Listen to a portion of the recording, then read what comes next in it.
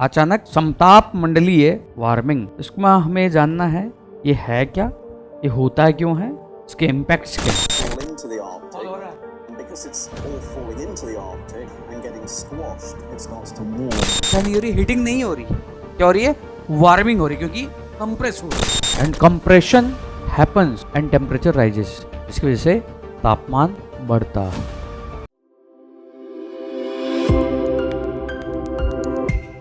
Sudden stratospheric warming, इसको mains में याद रखना, यूज करना है क्लाइमेट चेंज में, कहीं ना कहीं वर्ड आना चाहिए, या अगर क्वेश्चन जो है वेस्टलीज वगैरह पर आएगा ज्योग्राफी का थ्योरेटिकल, तो लास्ट में कंक्लूजन करते करते हमें इसको ऐड करना है। बता देता हूं भी कैसे, बट इस इवेंट को यूज करना ही करना है पेपर 1 या पेपर 3 में। क्लाइमेट चेंज, स्ट्रेटोस्फेरिक अचानक समताप मंडलीय वार्मिंग, वार्मिंग मतलब गर्म होना, इसमें हमें जानना है ये है क्या, ये होता है क्यों है, इसके इम्पैक्ट्स क्या हैं। इसको समझाने से पहले मैं तुम्हें ये वीडियो दिखा देता हूं। नाम से पता लग रहा है ये इवेंट है जहां स्ट्रेटोस्फेयर क्या होता है, वार्म होता है। स्ट्रेटोस्फेयर जो है ऑलरेडी, वैसे तो जब तुम करते हो स्ट्रेटोस्फेयर आपका क्या है, टेम्परेचर इन्वर्जन है। वैसे तुम ट्रोपोस्फेयर में ऊपर जाते हो टेम्परेचर क्या होता है, कम होता रहता है। स्ट्रेटोस्फेयर में ओजोन है तो वार्मिंग होती रहती है। बट सडन स्ट्रेटोस्फेरिक वार्मिंग मतलब अचानक स्ट्रेटोस्फेयर गर्म होता है, 50 डिग्री सेंटीग्रेड के आसपास पहुंच जाता है, उसको बोलते हैं सडन स्ट्रेटोस्फेरिक वार्मिंग। जहां पर जो है यह जो है स्ट्रेटोस्फेयर में ऑब्जर्व किया गया है कि कुछ ही दिनों में यह है, इसका टेम्परेचर जो है 10 से 50 किलोमीटर के बीच में कितना पहुंच जाता है, 50 डिग्री सेंटीग्रेड। इसी को बोलते हैं क्या, सडन स्ट्रेटोस्फेरिक वार्मिंग। और इस कंटेक्स्ट में जो है यह इंपैक्ट करता है आपका जेट स्ट्रीम्स को, फिर वो जो खुद जो है इंपैक्ट करती है इसको डाउन में, जो क्या होता है ट्रोपोस्फेयर होता है। एक्चुअल में जो आपके आर्कटिक और अंटार्कटिक है, कोल्ड है तो कोल्ड है, वहां पर क्या बनते हैं, पोलर वॉर्टेक्स बनते हैं। पोलर वॉर्टेक्स बनते हैं, दो पोलर वॉर्टेक्स है, एक ट्रोपोस्फेरिक जो क्षोभ मंडल में, एक कहां पर समताप मंडल में है जो स्ट्रेटोस्फेयर में है। तो पहला तो है स्ट्रेटोस्फेरिक सडन वार्मिंग, क्या है, कुछ ही दिनों में समताप मंडल का 50 डिग्री सेंटीग्रेड के आसपास पहुंच जाना, वही क्या है, सडन स्ट्रेटोस्फेरिक वार्मिंग, जो इंपैक्ट करता है किसको, जेट स्ट्रीम और जेट स्ट्रीम के व्यवहार को, बिहेवियर को। पहले इतना लिखो, सडन स्ट्रेटोस्फेरिक वार्मिंग, समताप मंडल का कुछ ही दिनों में तापमान 50 डिग्री सेंटीग्रेड के आसपास पहुंचना। A rapid warming of stratosphere within a couple of days. Next, it impacts the behavior of jet stream. Which in effect impacts tropospheric weather. यह जेट स्ट्रीम के व्यवहार को प्रभावित करता है, जो पुनः क्षोभ मंडल की जलवायु पर असर डालता है। Next, it do not occurs every year, यह हर साल नहीं होता है। And neither every SSW impacts our weather, और ना ही हर एसएसडब्ल्यू हमारे मौसम पर असर डालता है। जैसे एल नीनो में 1-to-1 रिलेशन नहीं है, वैसे भी क्या है, यहाँ 1-to-1 रिलेशन नहीं है। जरूरी नहीं कि एसएसडब्ल्यू हर साल होगा, और ये भी जरूरी नहीं कि जब एसएसडब्ल्यू होगा तो आपका वेदर क्या होगा, इंपैक्ट होगा ही होगा। अब ये होता कैसे, मौसम पर प्रभाव डालता है। अब होता कैसे, हर साल विंटर में अर्थ 0, 30, 60, 90, यहां पर सरफेस पे टेम्परेचर क्या है, ज्यादा। तो अपर में हम बात करें तो यहां पर अपर में टेम्परेचर क्या है, कम। अब यहां टेम्परेचर ज्यादा तो हवा ऊपर उठेगी, अब टेम्परेचर ज्यादा तो हवा ऊपर ज्यादा उठेगी, कम उठेगी, ज्यादा ही उठेगी। तो उस कंटेक्स्ट में आपकी यहां पर जो बाउंड्री है ट्रोपोस्फेयर की, वो कितनी है, 18। यहां टेम्परेचर ठंडा, यहां पर जो बाउंड्री है कितनी है, 8 किलोमीटर। यहां पर टेम्परेचर क्या है, यहां नीचे टेम्परेचर क्या है, ज्यादा या कम, कम, टेम्परेचर ज्यादा। तो ऊपर टेम्परेचर एक कॉन्ट्रास्ट है, तो यहां इसकी वजह से जो आपकी बहती है कौन, भूविक्षेपी पवनें, जियोस्ट्रॉफिक विंड, बिकॉज ऊपर फ्रिक्शन नहीं है, ऊपर फोर्स है कोरियोलिसिस प्लस आपका प्रेशर के कारण फोर्स पीजीएफ, और ये कोरियोलिस और पीजीएफ एक दूसरे को क्या कर लेते हैं, बैलेंस। अदरवाइज हम विंड की बात करें तो विंड परपेंडिकुलर बहता है किसके, पीजीएफ के। अगर यहां 100 है यहां पर 90 है तो विंड कैसे बहेगी, ऐसे, क्योंकि तीन काम कर रहे हैं, पीजीएफ काम कर रहा है, कोरियोलिस काम कर रहा है, और नीचे क्या कर रहा है, फ्रिक्शन। बट अबव में फ्रिक्शन नहीं है तो विंड ऐसे ना बहकर क्या बहती है, पैरेलल बहने लगती है। मतलब ऊपर अगर जाओगे तो इस तरह है तो विंड क्या है ऐसे बहने लगती है। यही पवन क्या कहलाती है, भूविक्षेपी, जियोस्ट्रोफिक विंड्स। और ये जो है विंड्स क्या होती है आपकी, west to east, west to east. तो यहां पर इस तरह का क्या है, सर्कुलर मोशन है, वही आप क्या कहते हैं, अपर ट्रोपोस्फेरिक वेस्टलीज। इन्हीं के अंदर कौन है, जेट स्ट्रीम, जो फास्ट मूविंग है, बहुत तेजी से क्या कर रही है, गति कर रही है। तो अब यहां पर कंसेप्ट क्या है, every in winter strong western wind circle around the pole high up in the atmosphere, this is called spheric polar vortex. जो आपकी ये विंड्स हैं कहां पर, पोलर में चल जाती है, और वहां पर क्या है, एक ठंडा क्या बनता है, वॉर्टेक्स बनता है, और ये पूरे जो है आर्कटिक वगैरह क्या है, सराउंड करता है। अब इस कंटेक्स्ट में कुछ सालों में क्या होता है, पोलर वर्टेक्स जो है वीक हो जाता है, और इस कंटेक्स्ट में कई बार क्या होता है, रिवर्स भी होता है, ईस्ट टू वेस्ट। जब ये ऐसे बह रहा है, नीचे ऐसे बह रही है, कई बार जब ये वीक हो जा रहा है तो ऊपर क्या हो रही है, हवा ऐसे हो रही है, ये ऐसे है, ऐसे ना बह के ऐसे बहने लग रहा है ऊपर। तो ये जब ऊपर बह रहा है तो ये ऊपर नहीं जाएगा, इसको क्या करेगा, श्रिंक करेगा। जब इसको श्रिंक करेगा नीचे वाले में क्या आएगी, बेंडिंग आएगी। जब नीचे वाले में बेंडिंग आएगी तो ये जेट स्ट्रीम कहां जाएगी, ये जो बह रही है किधर, इधर ऐसे। तो यहां की कोल्ड वेव को कहां लेके जाएगी, नीचे लेके जाएगी, कोल्ड वेव कहां लेके जाएगी, नीचे। तो इसी की ये बात कर रहा है। In some years the wind in the polar vortex temporary weaken, कई बार क्या होगा, पोलर वर्टेक्स में विंड क्या होते हैं, वीक हो जाती है। और इस कंटेक्स्ट में वो कई बार क्या हो जाए, ईस्ट टू वेस्ट हो जाती है, जनरली क्या होती है, वेस्ट टू ईस्ट, अपर में ईस्ट टू वेस्ट होगी वो। और इस कंटेक्स्ट में कोल्ड एयर क्या होगी, रेपिडली कहां जाएगी, नीचे। अब कोल्ड एयर जब नीचे जा रही है, जब नीचे जा रही है तो तुम्हें पता है ज्योग्राफी में, हवा अगर ऊपर जाती है तो क्या होती है, हवा ऊपर जब जा रही है तो क्या हो रही है, कूल होती है कि वार्म होती है, कूल होती है। जब ऊपर से नीचे आती है तो क्या होती है, वार्म होती है।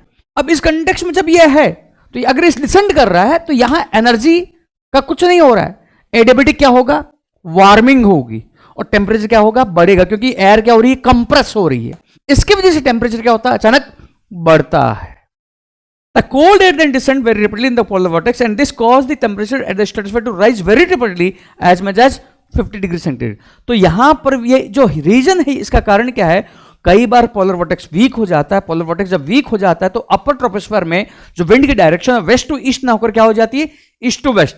जब वो ईस्ट टू वेस्ट है तो हवा कहां आती है, नीचे आती है। जब नीचे आती है तो हवा क्या होती है, कंप्रेस होती है। कंप्रेस होती है तो क्या होती है, वार्मिंग होने लगती है, और इसकी वजह से क्या होता है, स्ट्रेटोस्फेयर का टेम्परेचर क्या होता है, 50 डिग्री सेंटीग्रेड के आसपास राइज हो जाता है। As the cold air high up in the disperse it can affect the shape of jet stream, और ये क्या करता है, जेट स्ट्रीम की शेप को अफेक्ट करेगा।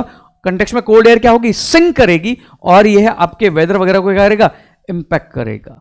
How does a sudden spring warming affects the our weather, जब यह हो रहा है उस कंटेक्स्ट में जेट स्ट्रीम जो है वो क्या है, स्नेक की तरह ऐसे चलता है ना, इस तरह लेता है। तो इस तरह जब लेता है, this tends to create large area of blocking high pressure. Typically this will form, मतलब इसकी वजह से कि एक लार्ज एरिया होगा, हाई प्रेशर का बनेगा। तो उस कंटेक्ट जेट स्ट्रीम जो है मोर जो है इस तरह का साइनस फॉर्म लेगी, जिसको बोलते हैं क्या, रोजबी waves.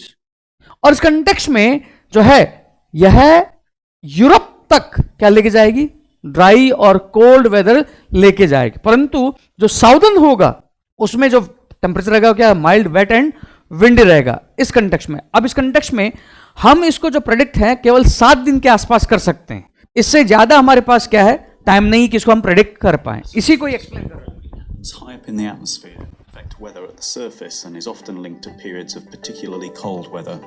For the UK, a sudden stratospheric warming can lead to a cold snap. This is the risk above the surface. A very high altitude jet stream, where a wavy-like disturbance begins to disrupt the jet stream. As the wave grows, it reaches a point where it turns over and breaks, just like a wave hitting a beach. At this point, the wave and its disruption to the jet stream push the jet stream in the opposite sense. So it's pushing the air against the flow of the jet stream. It weakens the jet stream. Actually, the whole thing reverses, so you now have flow from the east to the west. At this point, the air starts to fall into the Arctic, and because it's all falling into the Arctic and getting squashed, it starts to warm. So there's no heating going on as such, but you are compressing the air and therefore warming it. क्या नहीं हो रही? Heating नहीं हो रही है, क्या हो रही है? वार्मिंग हो रही है, क्योंकि कंप्रेस हो रहा है. Rise by as much as 50 degrees in just a few days. Once you've got winds from the east at high altitude, then the next bunch of waves that come up from the lower atmosphere cannot propagate into that part of the atmosphere anymore. It turns out that waves can only propagate when the winds are from the west. So they see this easterly region at high altitude. Now they break lower down where they did originally. Sudden stratospheric warming. जा नहीं पा रही, क्या हो रहा है? ये नीचे जा रही है. The next bunch of waves comes up. They break on the bottom side of this easterly wind, and that brings it down even further, and so on, until the whole thing shifts down to where the weather is occurring in the lower atmosphere. So as the easterlies burrow their way down through the atmosphere, they eventually reach the top of the weather systems in the Atlantic. At this point, they kind of tickle the top of the weather systems and they weaken them, and they shift the jet stream further south. This allows air in from the east into northern Europe and the UK, greatly increases the risk of a cold snap and perhaps even snow.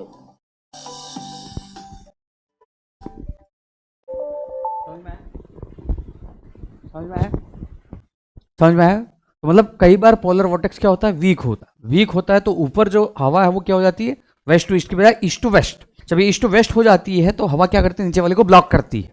Plus हवा जब वो east to waste हो रहा है तो इसमें एक law होता है, बाइबैलेट लॉ, ज्योग्राफी में. विंड के डायरेक्शन में खड़े रहो, राइट में आपका हाई प्रेशर होगा, लेफ्ट में आपका वीक होगा. बाइबैलेट लॉ होता है ज्योग्राफी में. अब कंटेक्स्ट में वो अब ऐसे बह रही है तो इधर क्या हो गया? वीक हो गया है. क्या हो गया है? वीक हो गया है. तो वीक हो गया, हवा क्या करेगी? डिसेंड करेगी. जब लो प्रेशर रहेगा हवा क्या करेगी? डिसेंड ही करेगी.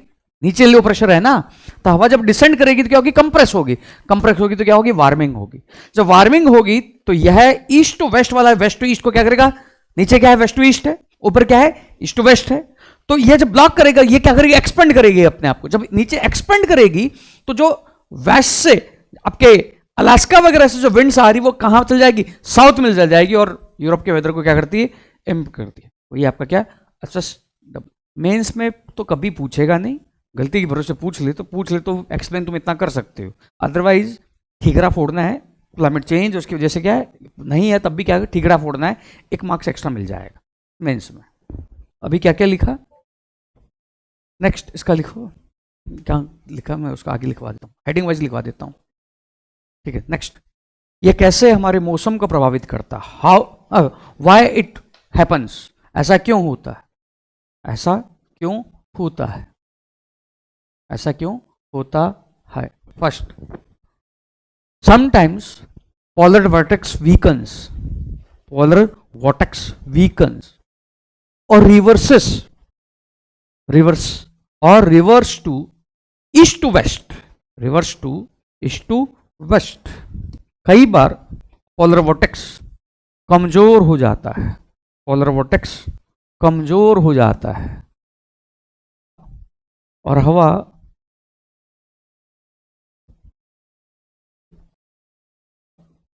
पूर्व से पश्चिम की ओर बहने लगती है.